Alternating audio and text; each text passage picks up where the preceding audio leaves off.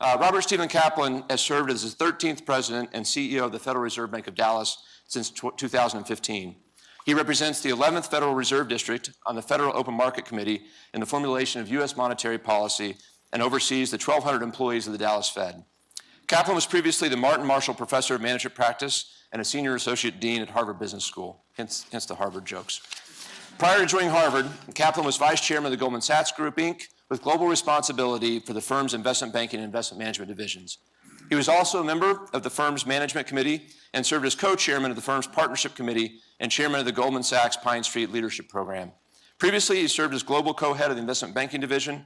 He was also a member of the firm's management committee and served as co-chairman of the firm's partnership committee and chairman of the Goldman Sachs Pine Street Leadership.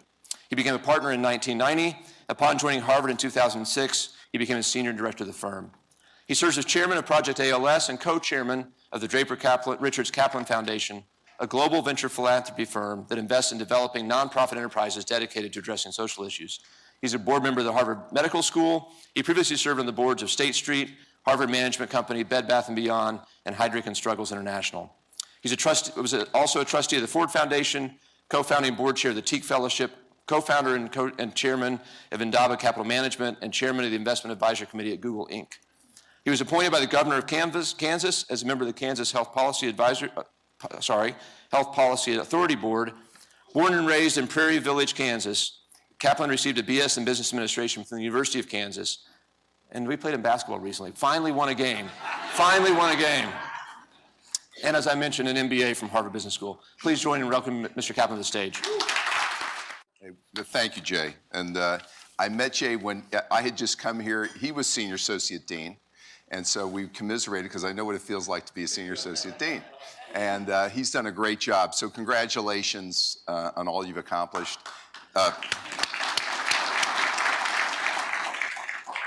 And I also know, and if I were in my role at Harvard, the first thing I would say is the leadership of the school can't do what it does without the involvement and the leadership of alumni. I mean, it's critical. And when you get in one of these seats, you realize immediately how important all of you are. And just the fact that you fill this room every year, and I've been to other events. I was at the dedication of Rolling Hall, and this is a great alumni group, and it helps explain the progress that University of Texas is making. So congratulations to all of you, and I'm glad you're here at the Fed. So I'm just going to talk very briefly about what's going on in the national economy, what's going on in the world, a little bit about Texas, and then we'll have time for Q&A later. So I'm going to make this brief. And let me just start with the punchline.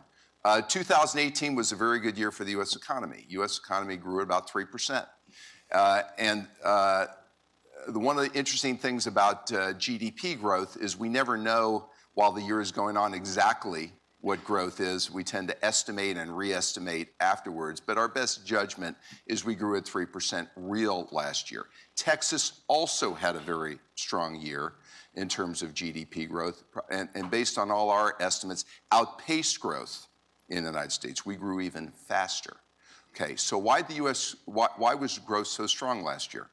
And because it says a lot about the things we're worrying about for 2019. First of all, we had a substantial fiscal stimulus, which reached its zenith in 2018. And I'm not just talking about the corporate tax reform and the individual tax legislation, but you also had a very sizable bipartisan budget bill, spending bill, which we think alone, just the spending bill, probably added 0.5 percentage point to GDP growth, okay? So one of the issues in our country is historically we have tended to leverage up or use increasing debt to GDP to stimulate growth. Some of the elements in our view at the Dallas Fed, particularly the corporate tax reform, we think will provide sustainable benefits to the U.S. economy, make the U.S. a more attractive place to locate, to hire workers, to invest. And some elements of the legislation we've said at the time we should just recognize are probably a short-term fiscal stimulus where we'd get a bump and that bump would eventually wear off, okay?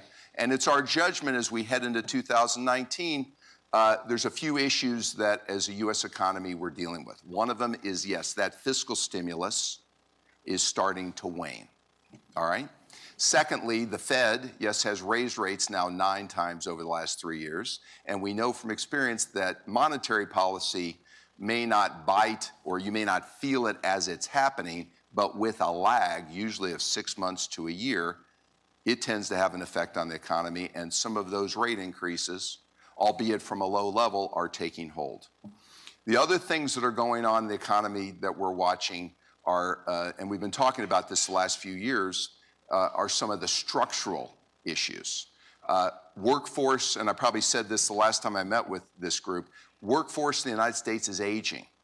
Population is aging. This is an issue going on in every developed economy in the world. And why that matters is GDP growth is made up of growth in the workforce and growth in productivity. And in the United States, our workforce is aging, and ultimately that's creating a headwind for workforce growth. Now, one of the good things about the strength of the U.S. economy, it has, we think, lured people off the sideline back into the workforce. Disproportionate number of women have re-entered the workforce. And so it's had a lot of positive benefits, but we're cautioning, we think the labor force is very tight by historical standards. The unemployment rate is around 4%, and we should caution because of aging. We think there are limits to how much more capacity there is to grow the workforce. The second issue, which we're very aware of, is some of that workforce growth slowing could be offset by a jump in productivity. One of the hopes was, from the tax legislation, if we had more CapEx and more investment generally, it would lead to higher productivity growth. The counter to that is, unfortunately in the United States, and we've been also talking about this the last few years, math, science, and reading, in other words, the education levels of our workforce has been eroding over the last number of decades. We rank now 25th out of 35 industrialized nations in math, science, and reading. And in addition, there is a very large so-called skills gap in the United States. Maybe you've heard that term, in that half of all small business are looking for skilled workers and say they cannot find workers to fill those jobs. We've been addressing that in the US and doing a good job in Texas through the junior colleges and high schools with skills training programs, but we're not keeping up fast enough with the demand for skilled workers. And so because of both those issues, we think productivity is unlikely to bump up. And unfortunately, one of the comments we've made is while technology and technology-enabled disruption has been increasing productivity across industries, if you're one of the 60 million or so workers in this country that have a high school education or less, for you, technology may be causing your job to be disrupted or eliminated. Think of the call center worker, for example, that we think many of them are losing their jobs and over the next 5 years are more likely to lose their jobs because of technology. We're finding that if you have a high level of education, you're able to adapt and benefit from technology investment and technology-enabled disruption. But if you've got a high school education or less and you don't have a skill, you likely are having to either see your productivity actually decline, or you're changing jobs, or your job's being eliminated. And unless you go get retrained, which is easier to say but hard to do, you may actually see your productivity go down. So as we head into 2019 and the fiscal stimulus wears off, these structural forces of aging workforce and sluggish education and skill levels leading to sluggish productivity mean that we think we're more likely to grow closer to 2% in 2019. Not terrible, not bad, probably though reverting back to kind of levels we grew at before the fiscal stimulus. There are a lot of things at the Fed and forecasts that you try to get right. This is one I'd like to be wrong on, and I'd be very glad to be wrong, but we call these things out, and the reason we call them out, there's something we can do about these issues. we can find other ways to grow the workforce and improve education. And this is why in the state of Texas, we've talked a substantial amount, and we're very glad the governor and the lieutenant governor and the Speaker of the House are very focused on education, because it's an enormous opportunity for our state, and this is true for the country, to grow GDP. Okay, so last point. There are three cautions that I'm also watching as I look at the economy. One of them is the fact that global growth is decelerating. One of the things that helped us in 2018 was you heard the term synchronous global growth. We had synchronous global growth, heavily helped by fiscal stimulus and by monetary policy, easy monetary policy, the ECB and others. Global growth outside the United States is starting to erode. We've talked a lot about the fact that China is slowing. Trade tensions obviously don't help that, but significantly, Europe is slowing substantially. And for those of you who watch Germany and Italy, you'll see that technically they are teetering on risk of recession. So that's number one issue. We are not an island in the United States, and our experience is if global growth slows sufficiently, it's likely to spill over into growth here. So that's number one. Number two, interest-sensitive industries in the United States have been showing signs of weakness starting in the middle of last year. That includes housing, other cyclical industries are starting to slow. Housing most notably. There's some structural reasons for that, but we're watching that very carefully. And the last thing is, since October, credit conditions have tightened. In particular, credit spreads, particularly for high yield credits, have widened substantially. Those conditions have eased somewhat in January, but conditions are tighter today than they were 6 months ago. And so when I wrap all this up together, fiscal stimulus waning, the effect of 9 rate increases by the Fed, the structural issues of aging population, sluggish productivity, and then some of these cautionary signs going on with financial conditions and global growth maybe affecting some of the cyclical industries here, my own attitude has been at the Fed, we would be well served and the country would be well served if we paused and were patient for some number of months and sort of got out of the way and allowed the economy a chance to digest some of the actions we've taken and maybe work through some of these uncertainties. I could list other uncertainties which I haven't even gotten into. You know, what's going on in Brexit, what's going on in Venezuela, some of the issues affecting the energy market, which we'll talk about more in the Q&A, and I'm sure Jim will talk about. But the list is getting to be relatively long. The government shutdown, which has ended, but some of the uncertainty related to it is a residual effect. And so when you wrap that all up together, I'm suggesting at least some caution and patience. Now, how does all this affect Texas? So you may be asking, this is all interesting, but how does this affect Texas? And the fact is, Texas is bucking a number of these trends that I just talked about in particular. And some of these we're going to be affected by. The most significant trend we're bucking is the population growth trend and the workforce growth trend. And the reason we're bucking it is due to migration. Texas has been growing population faster than the rest of the country consistently for the last 15 years. There's not a week that goes by I don't get a phone call from somebody thinking about relocating their business here. And so we've had a substantial migration of people and firms to the state. Population of this state 10 years ago was about 22 and a fraction. Today it's in excess of 29 million. And we think over the next 20 years, it could start approaching 40 million people. Okay, and so we kind of take that for granted here, but I could tell you the story of about 35 other states, Illinois, Connecticut, Kansas, where I'm from, and a whole list of others whose populations over this period of time are flat to down.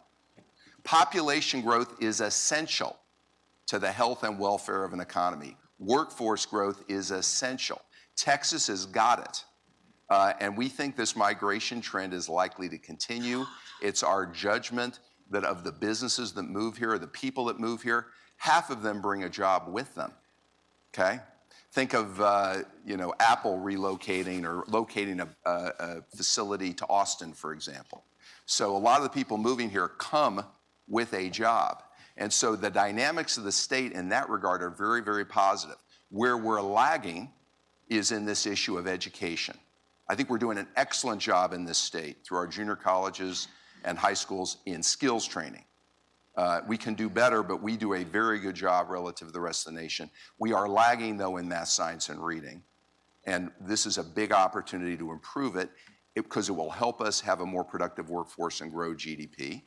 And the other thing that's been helpful is while the oil business has gone through its ups and downs, we at the Dallas Fed, based on our work, still believe that in the years ahead, we're just as likely to be in a global undersupply situation for energy as oversupply. Right now, we're working through a whole range of issues relating to geopolitical issues, supply from the Permian and around the world, some concern about a global slowdown affecting demand. But I think if you look over the horizon, we're very optimistic about the energy business. The Permian Basin is a substantial, as you all know, energy producer, provides an enormous tailwind to this state. And so I think the future of Texas looks very, very bright. It'd be better for this state if the country performed better. We're the largest exporting state in the world, in the United States, I should say. So if global growth decelerates, that has an effect on us. And it's very critical for us that these trade relationships with Mexico in particular get solidified, because for our growth and competitiveness, these global interdependent supply chains and logistical arrangements have been essential to Texas competitiveness and U.S. competitiveness. And so I think I'll stop there. We could talk about a lot of other issues, but that's a broad overview, and maybe it's a good time to turn it back over to Jay and go to our next speaker. Thank you. Thanks a lot, Rob. It's always a pleasure to hear your perspective. And one data point that we've seen, to give you an example about the issues with workforce and talent growth, we had a 20% decline in international applications to the full-time MBA program last year. Yeah, that's a national trend. This is not a Texas issue. And for the first time in our memory ever, had somebody denied their visa to come get an MBA from India. And I talked to the Michigan dean, same problem in Michigan. So this is not an Austin issue, but we're seeing fewer people come here for graduate school, which I think in the long term could be another issue. So now it's my pleasure to bring up. Sorry, wrong page. Bob Metcalfe. So Bob Metcalfe has been an internet pioneer since 1970 at MIT, at Harvard, Xerox PARC, Stanford, and 3Com. In 1973, Metcalfe invented Ethernet, the standard plumbing of the internet, and at the Xerox Palo Alto Research Center. In 1979, Metcalfe founded billion-dollar internet startup 3Com, which went public in 1984, and after 30 years joined HP in 2010. Since 2011, Bob is Professor of Innovation and Murchison Fellow of Free Enterprise in the Cockrell School of Engineering and Professor of Entrepreneurship at the McCombs School of Business. Metcalfe is a member of the National Academy of Engineering, is a recipient of the National Medal of Technology, and serves on the board of the Academy of Medicine, Engineering, and Science of Texas. Please join me in welcoming Mr. Metcalfe to the stage. The dean said we were going to have fun today, and I think that's my job. I'm the comic relief today. You notice I did go to Harvard briefly, but I got here as soon as I could. And also, I am a leading edge boomer, and we've met, and we are not leaving the workforce. So please update your models. I'd like to talk about three quick things relating to the innovation economy. I believe the innovation economy, there have been some Nobel Prizes recently that indicate the innovation economy also contributes to GDP growth, probably through productivity. So I'm going to talk about that, although my focus is on startups, which is only a part of the innovation economy. So I want to talk about venture capital as a measure of the growth in the innovation economy. I want to talk about the most important new fact about the human condition. And I'll leave you a few moments to ponder that. And then I want to end by talking about Innovating Texas, a conference that's going to be here in a year here in Dallas. Now, the stars of the innovation economy are the unicorns. Do we all know what a unicorn is in venture capital parlance? Some people have thought, oh, I didn't get much acknowledgement. How many people know what a unicorn is? Okay, good. So it's $1 billion private company. And many of us in Texas thought that we'd be naturals for having unicorns since we've raised cattle for so long.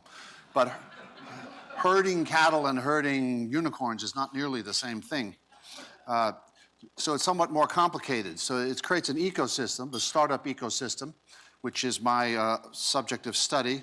So there are in that ecosystem, the funding agencies, the research professors, the graduating students, the scaling entrepreneurs, the venture capitalists, the strategic partners, and the early adopters. That's my list of the essential species of this innovation ecosystem, which leads to the Texas startup ecosystem, which is our focus today. Some people have portrayed our Texas ecosystem as being competitive with Silicon Valley, and I don't think so. Silicon Valley is not threatened by Texas ecosystem. Silicon Valley is threatened by the California ecosystem. I'm suggesting they build a wall around Silicon Valley to protect it from California. Also, it's probably not a good model that we think of Silicon Valley as our competitor. First of all, we're never going to beat them. And second of all, it's much more productive to network with them and steal all their people and take all their venture capital away while networking with them. Now, there are some issues in venture capital. First is since I'm from Austin, it's an issue that we have, is should we focus our profession of venture capital on Austin itself? And the answer is clearly no, because the venture capital startup ecosystem requires critical mass, and we're not going to get that in Austin. We need Dallas and Houston and San Antonio and so on to achieve critical mass. Another issue which I come across every day is, should we keep Austin weird? Is that a good marketing position to bring investment capital to the state? I don't think so. Plus, people here have probably not been to San Francisco, and if you had, you'd realize you do not want to get in a weird contest with San Francisco. Now, another issue is whether we have enough venture capital in our ecosystem, and I believe the answer is we have plenty. The issue, and where I work, is in having better startups. So the way to increase the health of our ecosystem is have better startups. And what's the limiting factor in better startups? And that's qualified startup CEOs. If we had more, this is a human capital question, if we had more qualified startup CEOs, we could invest much more capital in many more good ideas. And by the way, I am really good at science and technology and math, so please put that in the model too, because I'm not leaving Texas. So let's look at venture capital briefly. And it's complicated because estimates vary. I was going through them again last night. The estimates of the amount of venture capital invested in 2018 in the United States vary between $99 billion and $150 billion. The one I like the best, the National Venture Capital Association, says that last year, 2018, $130.9 billion of venture capital was invested in 9,000 companies. So we are now finally back above the dot-com bubble of 2000. Remember, you're too young to remember that. But anyway, it went like this, and now we're back up again. Now, Texas, which has, by my calculation, 8.9% of the US population, only gets 2% of that venture capital. So there's something interesting. And of that $2 billion that we get, Austin gets most of it. The majority of it goes venture capital invested in Austin, $1.33 billion. But all those numbers are going up. So I believe the Texas number is up 33% and the Austin number is up 70%. So venture capital funding as an indicator of the health of our startup ecosystem is booming, like much of Texas and the US economy. I would point out that 70% of the venture capital still goes to 4 cities. San Francisco, San Jose, New York City, and Boston get 70% of the venture capital investment. Now I'd like to move on to the single most important new fact about the human condition. And I'll begin by pointing out that the human brain contains 10 to the 11th neurons, but it contains 10 to the 14th connections between those neurons. So being human is very much about being connected. And that is the most important new fact about the human condition, is that we are connected now. A good fact is that there are 55% of the world's population is now on the internet. 55%, that's 4.19 billion people. And the reason that's an important new fact is it's all happened recently. I was born in 46. The world started exploding in 47 with the invention of the transistor in 1947. The internet was invented in 1960, came online in 1969. They're debating, by the way, this is the 50th year of the internet, 2019. They're debating whether the birthday was April 7th or October 29th of 1969. I like April 7th because that's my birthday. Now, there are 4.19 billion people on the internet, but there's something else on the internet. Watch out. There's already, according to the Gartner Group, 8.4 billion devices, things, on the Internet of Things. And by the end of next year, they expect there to be 20 billion things. So on the internet, we're being joined.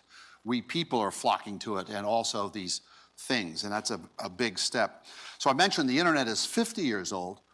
The World Wide Web, which sort of arrived on the scene in 1994, is about 25 years old. So all this connectivity has happened suddenly, and that has had some dramatic effects on the structure of our economy. For example, the S&P rankings of the largest S&P companies is now completely different. So, I mean, Berkshire Hathaway, Johnson & Johnson, and Exxon are sort of near the top, but Microsoft and Apple and Amazon and Facebook and Alphabet have invaded the top 10 of the S&P 500. So its connectivity is this big new fact that we should focus on in developing this ecosystem. Connectivity reduces the frictions of commerce, and it increases the leverage of collaboration. And all that's now going on, what was the term, playing through in our economy now. A problem with the fact that all this connectivity has arrived so fast is that there are pathologies of connectivity. Pornography, spam, invasions of privacy, invasions of security, which are all happening. And they are the pathologies of connectivity. We didn't have these problems before. Now we have them at scale because of all this connectivity. And we are slowly working through how to handle those problems. For example, this last week, after 10 years of being on Twitter, having 25,000 followers, having tweeted 35,000 times, I am off Twitter. Cold turkey. And I did so because my wife came to me and she said, "This is not good for you. By 8 o'clock in the morning, you're depressed." So I am now a cheerful person because I didn't look at Twitter this morning. So that's one of the ways of dealing with the pathologies of connectivity is just get off Twitter as soon as you can. In terms of moving forward, we're still digesting the connectivity that has been thrust upon us in the last 50 or 25 years. The next internet is already on its way. So what I call the augmented mobile video gigabit internet is now being built and is being rolled out. You've heard of perhaps the 5th generation mobile network. That's core technology to the next generation of internet. So while you're busily dealing with today's connectivity pathologies, like get off Twitter, there's new ones coming. Now I'd like to move on to the third topic, which is the commercialization of research. How many people here have heard of TAMEST? Wow, 3 people. TAMEST is the Academy of Medicine, Engineering, and Science of Texas. It was formed by K. Bailey Hutchinson some years ago, and it consists of all the members of the national academies who happen to live in Texas, including the 10 Nobel Prize winners that we have in Texas. So that group, TAMEST, was formed principally to when K. Bailey Hutchinson noticed that Texas was not getting its fair share of government spending on research. So TAMEST has been organized to help market our research capabilities in Texas. But it's also become concerned with the commercialization of that research. For example, at University of Texas in Austin, we spend $700 million a year on research. the royalties to the university are like $20 million a year. So people say, gee, we spend $700 million and we only get 20. That doesn't seem right. So the TAMAS is also focused on how can we get more impact from the research that we do fund. So TAMAS is organizing a conference on innovating Texas. And it will be, now write this down, January 7th through 9th at the Dallas Fairmont, that is here in Dallas. And we will be looking to celebrate the commercializations, to critique the ecosystem as it exists, and to catalyze action. That's alliteration. Did you notice the alliteration there? I'm the program chairman, so I came up with that. So we're going to celebrate advances in cancer treatment. We're going to celebrate fracking, perhaps the biggest technology impact we can think of.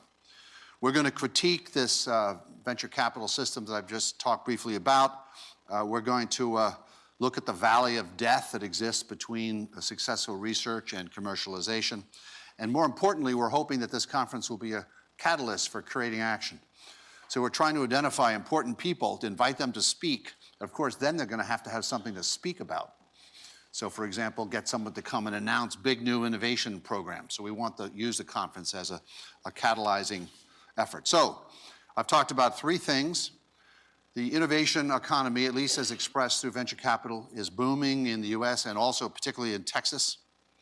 The most important new fact is connectivity. So in our investments and moving forward, we need to look at building more connectivity and leveraging it. And finally, you're all invited to this conference at the Fairmont, Dallas, in January 7th to 9th of next year. Thank you very much. All right, thanks again, Bob. I think what distinguishes these speakers in my mind today is every time I interact with any of the three of them, I learn things, and that's no exception. I was just tweeting about how good a job you did, Bob. I really appreciate it. So our third panelist today is James Hackett. James is the chairman and CEO of Alta Mesa Resources, Inc., a NASDAQ-listed independent oil, gas, and NGL producer, gatherer, processor, and transporter located in the eastern portion of the STACK in the Anadarko Basin. Hackett is also a senior advisor at Riverstone Holdings, LLC, a large private equity energy investment firm. Hackett is a retired executive chairman of the board and former CEO of Anadarko Petroleum Corporation, one of the world's largest independent oil and natural gas exploration and production companies. Before joining Anadarko, Hackett served as the president and COO of Devon Energy Corporation, following its merger with Ocean Energy, where he served as chairman, president, and CEO, itself the result of the merger in 1999 with Siegel Energy Corporation, where he was chairman, CEO, and president. He joined Siegel from Duke Energy, where he led its energy services division as president. Prior to that, he was executive vice president of Pan Energy when the company merged with Duke Power to create Duke Energy. His energy experience includes positions in engineering, finance, and marketing, in E&P, midstream, power, and oilfield services. He's a member of the Society of Petroleum Engineers and National Petroleum Council, which he formerly chaired. Hackett is a director of the Fluor Corporation, Enterprise Holdings, and Product Partners LP, National Oil Well Varco, all Fortune 500 public companies. He also serves on the boards of several Riverstone portfolio companies, Sierra Oil and Gas, Talon Energy, and Crimson Resources. He's a former chairman of the board of the Federal Reserve Bank of Dallas. He's a board member and former chairman of the Baylor College of Medicine and Rice University, where he served as faculty member for many years. We're now proud to have lured him to the University of Texas, where he now serves on the faculty of the Plan 2 program in the McCombs School of Business. With that, please join me in welcoming Jim to the stage. So first I want to thank Rob for hosting us. Really appreciate it. This is a special place. All of you that have touched the Federal Reserve System, you know how special it is for the United States, and it's actually not terribly well known within the business community. It performs an incredibly important role for this country. I also want to thank Jay. What Darren said about Jay is absolutely true. We're all very blessed when we find good leaders in any organization, and we have got one, and we can't let them ever leave. So keep it up, Jay. And Bob, I want to thank you. I was lucky enough to say hello to you this morning, but every time I walk into that new building, it is intellectual capital actually does thrive within a physical ecosystem, if you will, and that has changed the physical ecosystem. Carruthers Hall, I promise you, in the main building, don't feel nearly as good to walk into, even though they're special places. So what I was going to do today is just go through a few things, is that innovation, which, and if you were expecting me to do this, I'm sorry if I'm going to disappoint you, I suspect, well, how many of you work or touch the oil and gas business here in Texas? A fair amount of you. You probably know 20 times more about innovation than I do. I know about our little corner of the world in the normally pressured stack, and I had a little bit of a hiatus to go back to theology school, so I ended up having to catch up with where all of you were at. So I'm not going to talk about innovation as such. We all know the tremendous improvements that have occurred with regard to either drilling, production, or completion, either processes or technologies, artificial intelligence, which is really probably an exaggeration of machine learning. That's not what I'm going to talk about. I'm going to talk about the result of that, if you will. I think we are all painfully aware that what innovation does in a commodity-based business, as opposed to a retail product and a branded product, is that it actually increases the frequency of the volatility of the industry in terms of pricing.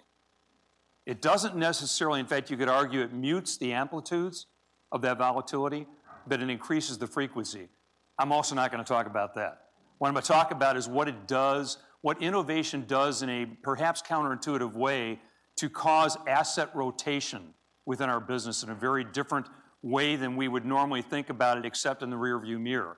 So what we have seen is very similar, for those of you that are as old as me, as to what we saw in the middle 80s. When we first really refined 3D seismic and horizontal drilling, many of you who are younger may think horizontal drilling is a relatively recent phenomena.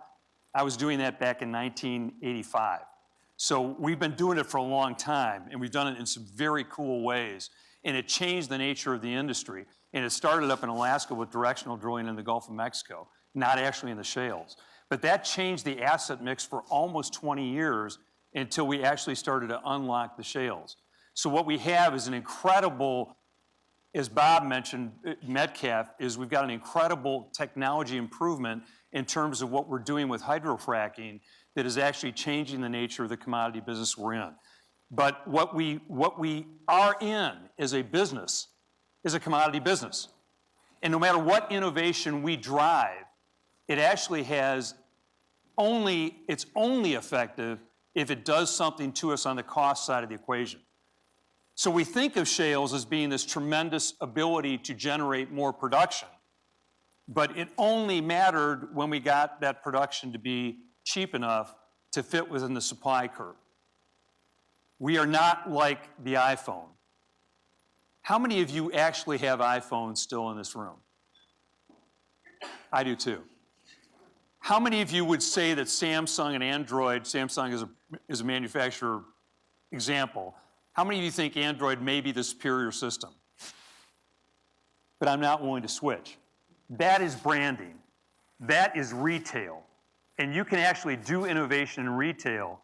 And there's arguments that the iPhone is actually an innovation in process that Jobs did more than an innovation in technology, which was all borrowed from Sony. So that innovation can occur in various forms, but it has a lasting, sustainable impact.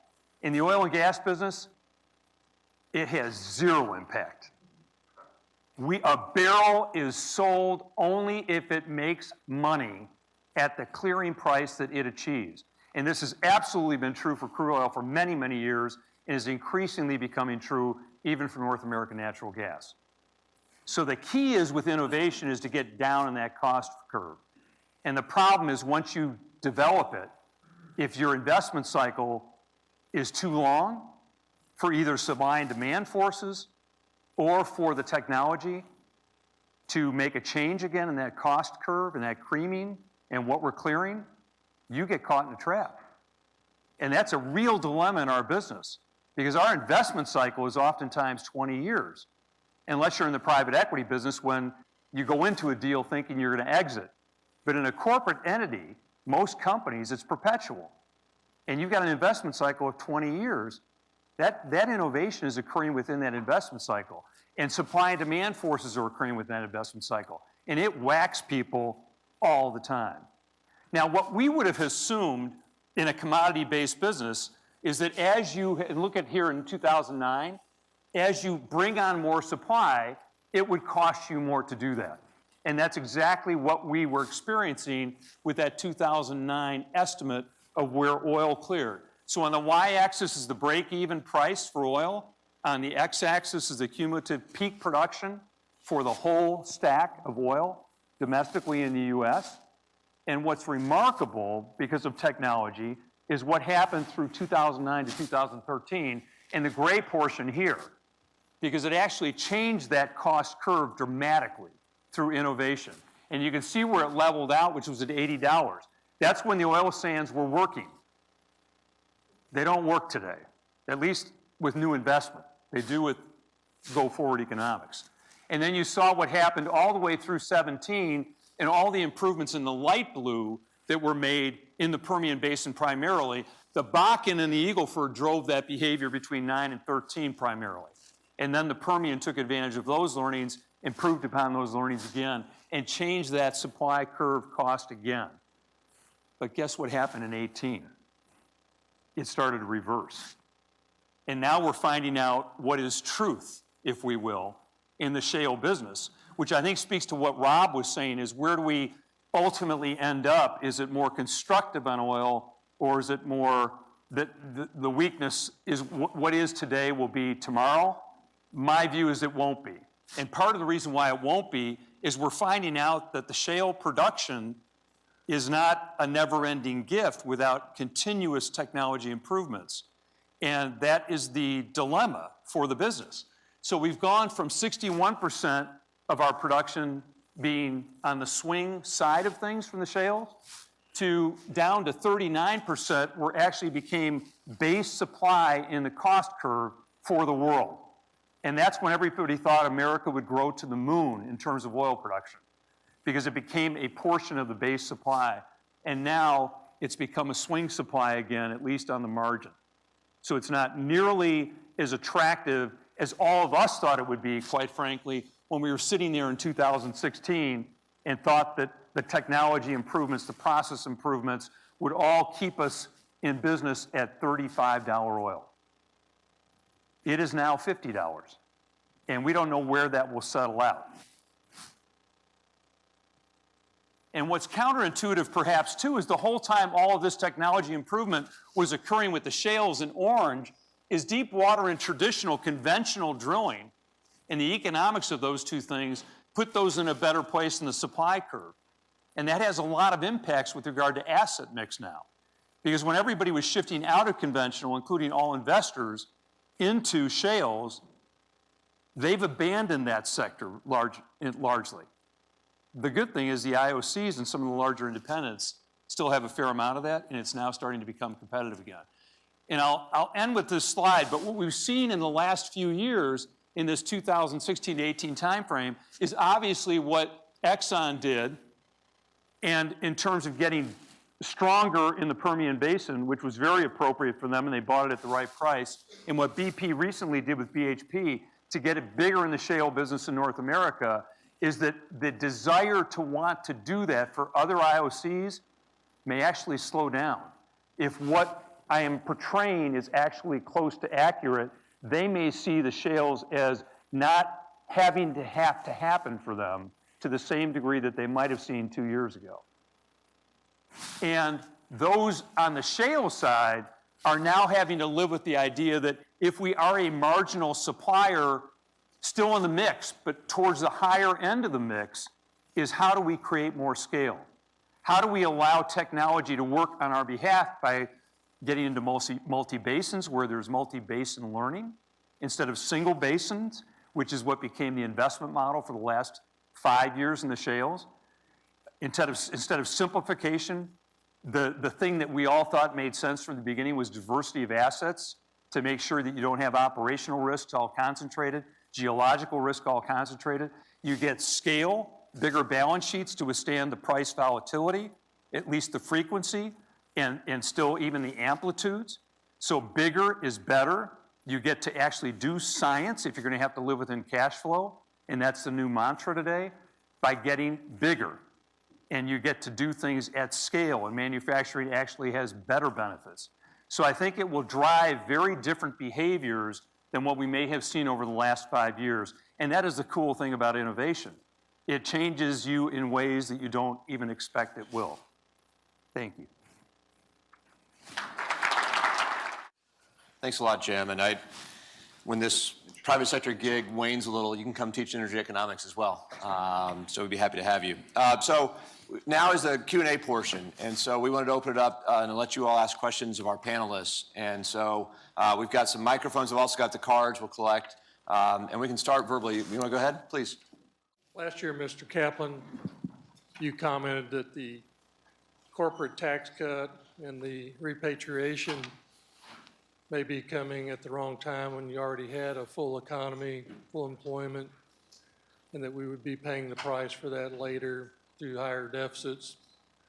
So I'm wondering, well, the second comment is that the money that was given to the corporations has largely been spent on stock buyback and dividends, very little in new plant and equipment, very little in increased wages.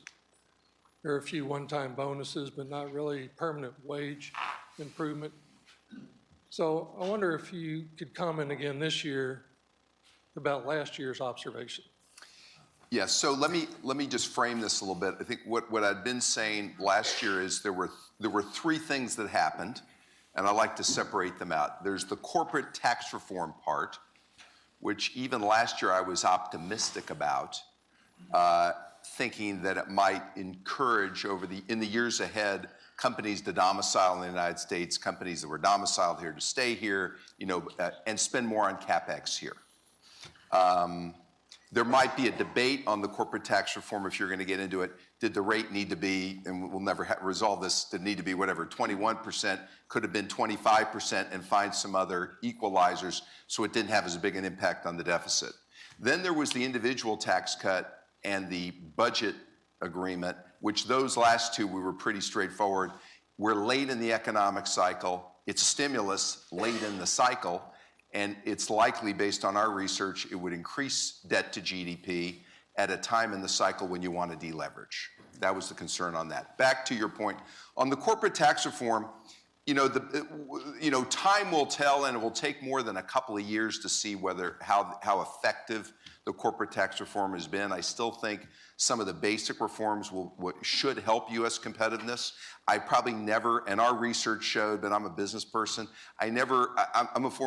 you don't pay your people because you make more money necessarily. You pay your people based on other factors, and you spend on CapEx if you see growth. And if you don't see that, you're more likely to spend it on dividends and share repurchase. And oh, by the way, I do agree with the arguments. If you do share repurchase, the shareholders, which are primarily institutional, will take the money and hopefully recycle it somewhere else in the economy to other productive investments. So I'd say, in fairness, the jury's out on the corporate tax reform. The one thing that may give a bad rap to that corporate tax reform, the budget deal was so big, okay, and added to the deficit, that I think it could be that people are assuming, gee, that corporate tax reform led to bigger deficits. I'm not sure that's true necessarily.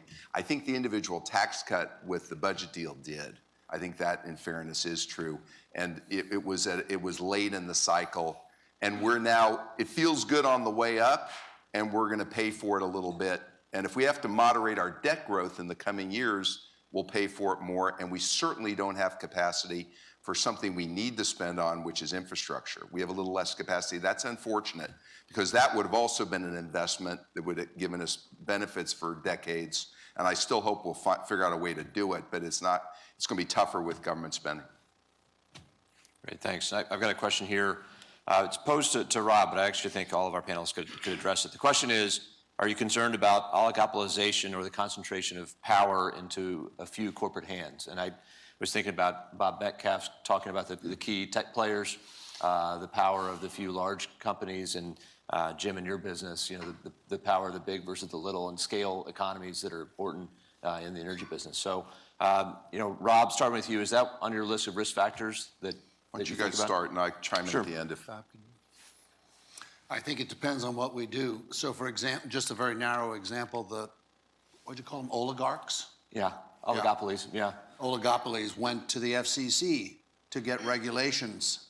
It's called net neutrality. And under the previous administration, they pushed them through with lobbyists and so on. Fortunately, that's been, I believe, been reversed. So if we let the oligarchs invade corporate regulations and entrench themselves with regulations, that will be bad. But I think if we do the reverse, which is to let 1,000 flowers bloom, they'll suffer the benefits of competition. Jim, what about the energy business, the balance of the I big and think the little? private equity has changed the model completely, and that's something new since when I graduated, which tells you how long ago I graduated from that place on the East Coast. You know, I think there has been in the energy sector always a smaller independent piece of it. It's thriving today. Perhaps you could argue way too much. It's made things way too nonsensical. There's way too much money chasing energy. And I think there's always a self-corrective force in energy. Even as capital costs have gone up and the entry has gone up higher, there's more money to chase it. So there is a romance about this business, which all of us are attached to, which I adore. And I will tell you, I'm proud as heck of ExxonMobil. I don't know about the rest of you. You all live in Dallas, some of you. You should be proud as heck. They are an incredible company. And we need them to be really, really good, really, really moral. We need them to be the champions for the oil and gas business. And so I pray for Chevron and Exxon every friggin' night. So that's our license to operate, ultimately. Yeah. So the one comment I make, we see here at the Fed and talking to businesses throughout the United States, scale's never been more important than today. So you've got the venture business and you've got very innovative startups and disruptive startups, and there's a lot of venture capital going into that. But overall, to my surprise, I hadn't focused on this until I got here, actual business dynamism, startups are damper, more muted, the number of startups, except in some of these sectors. And why is that? I think back to technology. The consumer now has in the palm of his or her hand more computing power than most companies did 15 years ago. And we go, oh yeah, that's a huge deal. So business pricing power is dramatically lower than any time in our lifetime. And what are businesses doing? It means if they have cost increases or cost pressures, it's more likely to erode margins than being able to be passed on to the customers. So what are businesses doing about it? They're investing more in technology to try to be more competitive and take out costs. And this cycle is continuing. Costs a lot to invest in technology, and a lot of the merger activity, you're seeing a record level of merger activity. I used to do it for a living. Today, technology-enabled disruption, if you look at it, is probably the top reason by far most mergers are happening. Need for scale to afford all this technology investment because we don't have pricing power, and we need more scale because our margins are getting squeezed. So I think this trend is continuing, but it's not necessarily out of strength. I think it's out of trying to deal with competitive forces that are brought on by technology. Yeah. So to agree at a more detailed level, I think there's no such thing as technology. So we've enjoyed rapid growth of social mobile cloud technology. Right. That's right. And that period is coming to an end now, I think. So there'll be new technologies that will come along, AI, machine learning, Internet of Things. So this notion of technology switches, that is, you can't just keep investing in iPhones now because the iPhones have paid off. Now there's new things coming. So the art is to find the next new, the replacement for social mobile cloud. To my amazement, if you run a fast food restaurant today, and we hear this from Dairy Queens and others, if you don't have a mobile app capability where you can take orders in advance, and Starbucks started this, your volume's down. I didn't even thought, there's stuff going on out there that you don't think about, but it's affecting people's ability to survive and compete. Yeah. Fascinating. Thank you very much. Questions from the crowd? What else would you like to hear? Please, George. Yeah. So the question is, you got the declining aging population, declining workforce growth is an immigration key. And yes, I've been saying very loudly for the last 3 years, and we do a lot of research. Yeah, immigration is a very sensitive subject. I don't need to tell you this. And we do a lot of research on it here, and here's what we've said. We think our immigration system in the United States, we should restructure it to make it more employer-based and skills-based, okay, much like what Canada does, okay? But we've also said, if you think you're gonna cut the number of immigrants and grow GDP, those two things don't go together. And it wouldn't matter so much if we weren't so damn highly leveraged, but we are very highly leveraged. Only way to deleverage, we've got to grow faster. And so I agree with you. And I would say this, interesting, on both sides of the aisle, we meet with elected and appointed officials, both sides of the aisle. And ironically, beneath the surface, there's a lot more consensus on this than you'd think based on watching television, et cetera. I think both sides of the aisle there's a basis there for a consensus to address this. I don't know when it's going to happen, but I think people see the economic need for it. But this is confusing because on some days, like today, we need more immigration to keep GDP growing. But on the conference tomorrow or the one yesterday, it's automation's coming and everyone's going to lose their job. What's the workforce going to be? What are the people going to do in the future now that robots are taking over? Can anyone explain to me which is it? Is it? It's both. And what, to my surprise, our research shows, then this economy is a great example. Technology-enabled disruption is going like this, and we got a super tight labor market, okay? And we can't find enough workers, and the skills gap in this country is growing. And so what do we learn from it? Immigration, as it turns out, is critical for low-skilled jobs. Think of construction workers, hotel workers, you name it. And it's critical. It makes up a meaningful percentage of higher-skilled jobs. And we're going to grow more slowly, even in a more innovative economy, unless we have that element. And that's, I think, what we're finding today. It's not a zero-sum game the way some people have persuaded. Not according to our research. It's not. Right. Ann? You mentioned oil as the major factor in the energy business for Texas. What are y'all's predictions on wind and natural gas? Well, we're the largest wind producers in the country, right?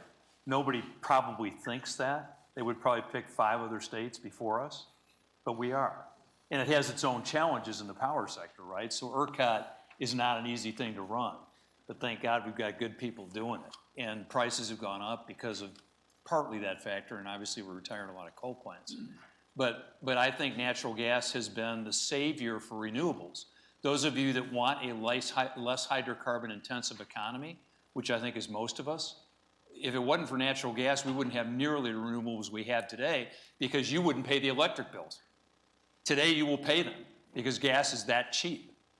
And this business, the oil and gas business, which a lot of you have touched, thank God you're here because that has made us what we are and as a nation. And natural gas is a huge part of that. It's where the geology of the world is going, quite frankly, and it's a cleaner burning fuel. So it's a fabulous answer everywhere. We've just got too much of it at $2.50 a decatherm. And we got to figure out a way to export a bunch of it to help the world out, and we're doing that. First is to recognize it and talk about it. And the good news about Texas, if I were in Illinois, how do you deal with these problems in Illinois where population's going like this? I don't know exactly. Texas, we got plenty of migration, we got plenty of people, we got plenty of money to solve it. So first is to recognize it. Number of you in this audience I know personally are involved in Phillips Academy here in Dallas, other places. We can all individually get involved in helping with childhood poverty. Estimate is 1 in 3 kids in Dallas alone are growing up in poverty. So we can get involved in nonprofits. Each of us, I think, needs to. Don't leave it to the government. But where the government does need to get involved is this issue of at-risk kids, pre-K, full day, half day, quality of it.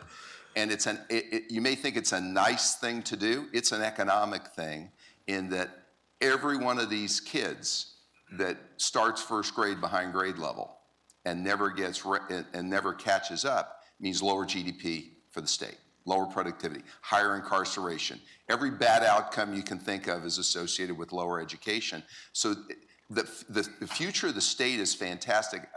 This investment in education, particularly early, is, to me, and I've said this, is the number one, you want to talk about return on investment, I'm a business person, it's the highest return thing I can think of. Infrastructure is very important, obviously other things we can do, but investment in early childhood education, improving education among at-risk groups is a fantastic return investment. And I think, what can we do? We can talk about it, and then the whole ecosystem from early, secondary, college readiness, skills training, and maybe more education that there are other paths for people. Jay was talking about graduating on time. There are other paths, and so we need to work on the whole ecosystem. Thanks. Yes, please. So I had the chance to live in California, in Silicon Valley. And the one thing I noticed was that the culture out there is very unique. I mean, it feels like people want to change the world. Whereas many of the startup cultures, it feels like in Texas, are more geared towards bigger home, kind of almost self-centered. So, Mr. Metcalfe, the question is kind of for you. How do we bring that culture of wanting to change the world to Texas startups? I think you are right. One of the frequent conclusions of discussions of this in Austin is that people don't think big enough in at least the Austin market compared to Silicon Valley. And I think a lot of that is solved through role models. When you're in the Silicon Valley, you're surrounded by people who have built multi-billion-dollar companies and changed the world, and less so, say, in Austin or Dallas or Houston, where there aren't role models for it. So I think one solution is bringing in role models and slowly building the human capital of role models who have been to scale and know what it's like and are not afraid to think about achieving scale. Can I make a comment in that regard too? One of the things that I think Bob was referring to, I teach in my course Facebook, Amazon, and whether there's actual, what kind of capitalism that really is. One of the unintended consequences of trying to change the world is thinking you're doing it forever. You got to think at some point too, has your model that you developed to change the world, does it need some tweaking? And that's one of the things we don't find happening as quickly, I think, as we need to have happen when they get to scale. Just a thought. Right, thanks. Please. Hello, Dan Malinsky with the Wall Street Journal. I had a question for Mr. Kaplan on interest rates. So if we are now at a point where we have not reached that neutral level, but we're almost done raising rates, or at least for a while, a pause, my savings account in a bank here south of Dallas pays an interest rate of like 0.8%. But I understood that I'd be losing money on that because we're getting out of the 2008 problems and everything still, but we were always heading toward a point where my savings would actually earn me money.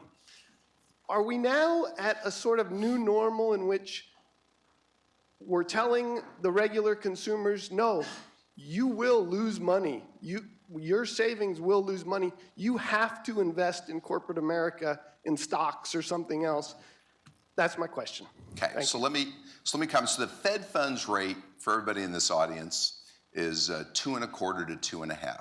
And by the way, I have this conversation regularly. This is side comment with friends, relatives, my sister, others saying, "What are you earning on your savings?" And they say, "Oh, I'm 50 basis points, 70."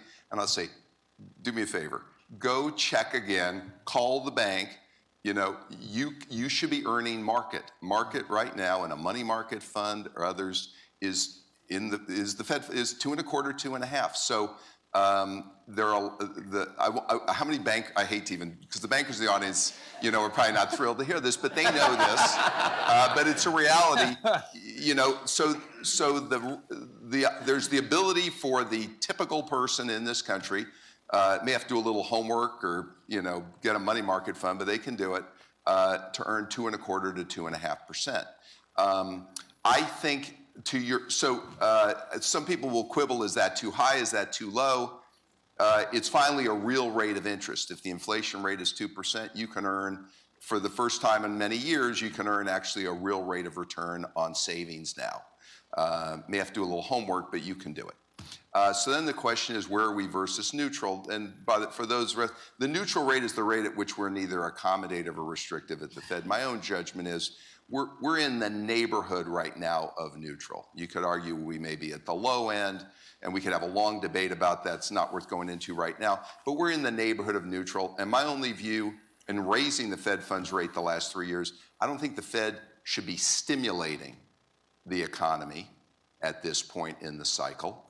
I don't think we should be restrictive either. And so that's kind of the background for everybody else of that question. But I think for the first time in a long time, compared to 3 years ago, you can earn 2.25%, 2.5% on cash, and it's you'll have to decide for yourself how viable an alternative that is versus your other option. But it's a more viable option for savings than it was, say, 3 years ago. Great, thanks. Please. So my question's to build off some of Jim Hackett's comments. And I don't know if this appeals to your leadership skills or your theological skills, but I'm going to hit you with something. Our world, our country seems to have some pretty divisive rhetoric on a whole host of issues. And in the energy world, that doesn't feel any different. It feels like, whether you're talking about fossil fuels or green movement, the loudest voices in the room, it feels like to me, and the headlines that I read tend to be on the green movement side, and the oil and gas industry is at least seem to be more quiet. And historically, I guess from my seat, it seems like they said, well, I don't have to be loud because people are going to buy my product regardless. And it seems like we're moving to a point where the green movement and renewable voices are becoming louder. And so my question to you is, how do we get to the point where we can have a constructive dialogue to make sure we're making optimal decisions about the energy future of our country, as opposed to potentially making some more emotional decisions just because the loudest voices in the room are the ones that seem to be driving regulation or policy or whatever else?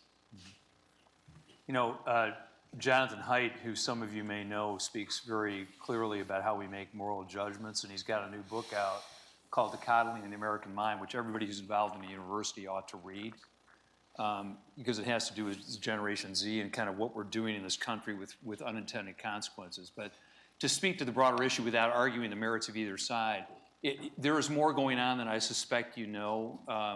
When I chaired the MPC, we engaged very directly with EDF, with the Sierra Club, with other groups that you all know of. And one of the difficulties is they have limits to what they can do in public as opposed to private. And that has some knock-on effects to what the public discourse is as well. So it's very difficult because of the constituencies that some of these groups are appealing to actually publicly come out and hold hands. It doesn't mean that everybody isn't sensitized. And ultimately, every leader has to decide which of the communal values that exist in society are ones that you're going to run your enterprise by. And so what you've got to do is engage with them as people as opposed to movements. What happens is we tend to take a movement and we criticize the movement as opposed to getting to the lead people and saying, listen, let's work on this together. There is something to be done here.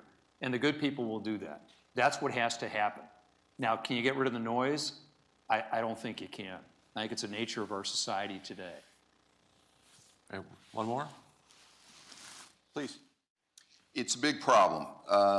And I mentioned it earlier, we have historically, whether we accept this or not, over the last 50 years, we've used increasing debt to GDP to help at times stimulate GDP growth. And I've said publicly a number of times, I think we're at the end of the so-called debt supercycle. So the good news is the consumer's deleveraged since the Great Recession. Not because they've reduced debt so much, but incomes have grown and they haven't increased their debt.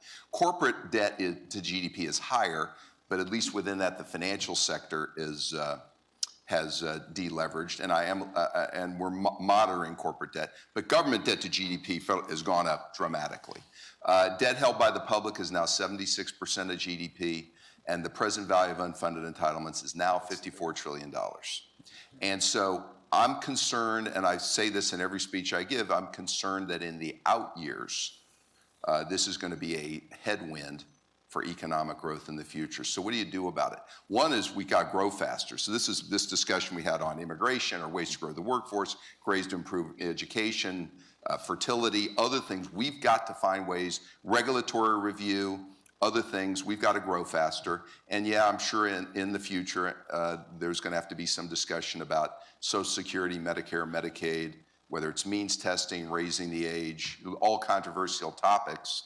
But we're going to have, God knows we can tell already, I won't get into it, reading the newspaper, there's other proposals for how to increase revenue. And I think you should expect that's going to be a more typical topic and discussed widely, I'm sure, heading into 2020 over the next several years. We are concerned that it will be a headwind in the out years for economic growth. Great, thanks. Closing question of the morning, please. No pressure. Just curious, speaking of entitlements and underfunding, you've had some very strong and cogent, in my views, opinions on pensions, and you just mentioned the great state of Illinois.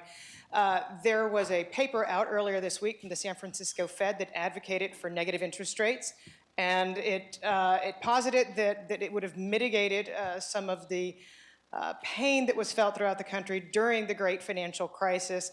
I'm curious what your opinion is on negative interest rates and how that would affect the money market fund industry that you brought up, as well as life insurers, public pension funds, et cetera. So I'll just say the comment, and the others should comment. Jury's out for me. Listen, I would hope we won't get to the point where we have to even consider that as an option, but in the next downturn, we'll have to review all options. I'm a skeptic about whether that's a viable option. And here's the big worry, you mentioned some of the impact on the financial system and the ability on financial intermediaries to actually be healthy and function. Same reason I'm concerned about an inverted yield curve, about the impact on financial intermediaries and credit creation and the distorting effects that can have. So we'll leave it at that. It's a long debate. We shouldn't take any option off the table, but I'm a skeptic about that topic. I can tell you as a professor, it's really hard to teach. This whole idea that I will pay you to keep my money for me is a little bit counter to what we typically thought of in finance and economics. But thank you very much for the question. So with that, I want to thank you all for coming. We're going to send out a recap of the comments as well as a video with slides. I hope you will join us again next time. I hope the Fed will have us next time. So we really appreciate it. How about one last round of applause for our panelists?